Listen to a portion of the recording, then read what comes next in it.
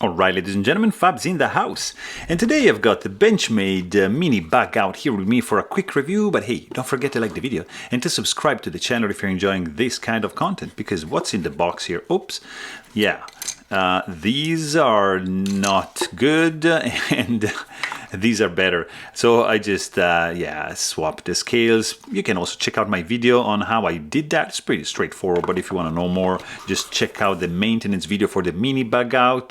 But this is the Mini Bugout, so it's a very cool little knife. Indeed, it's relatively inexpensive.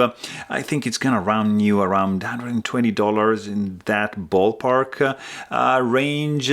But if you add titanium scales and like carbon fiber backspace, you're gonna drive the price a little bit higher, but you're gonna improve this little fella a lot. And by a lot, I mean like crazy amount of a lot, because that's how it's supposed to be. It's perfect. Like with these scales, I love it. There's no flex. It feels really good in the hand. It's a very classic and famous knife made in the US. Overall length of this guy is going to be 6.5 inches with roughly 3.6 inch long handle and 2.9 inch long blade. In this case, the scales are made of titanium. There's a carbon fiber backspacer, but usually it comes with G10 scales and just a couple of blacked out standoffs.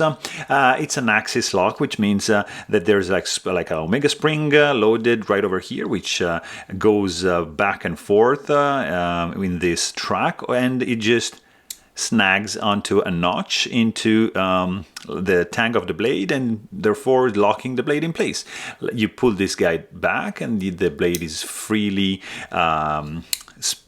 floating, going to the closing position. So that's basically the axis lock mechanism. Really interesting. It's fidgety for sure. In this case, we have like a brand new one. So there's gonna be, of course, some lock stick. There's gonna be some breaking in period. So there's not gonna be any fidget action whatsoever, because this is new. But guys, I can assure you, these guys, when broken in, are just fantastic to play with, because they are absolutely super fidgety. I was saying S30V steel, blacked out drop point blade. Interesting coating. You have two standoffs.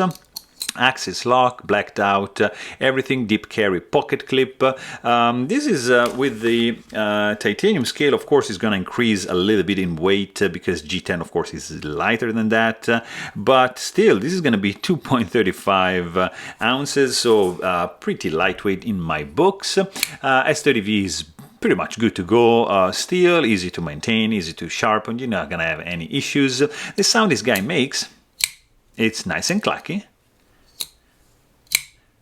It's really, like, you see, I can't really play like much with it, but I can show you that the closing sound, it's very subdued compared to the opening clacky sound. So very interesting noise, not too obtrusive. It's still gonna be reasonable, not too loud, I mean.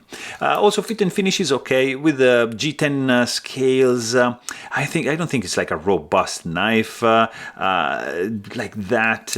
It's small. I mean, it's not gonna be intended for any hard use or abuse, because it's a tiny one. It can perform some regular tasks. Runs on washers, and the smoothness, I can assure you, is better than this. Just this because it's just a new one. But if you want to know more, please check out my full-length review, and don't forget to subscribe. Thanks for watching. Stay tuned.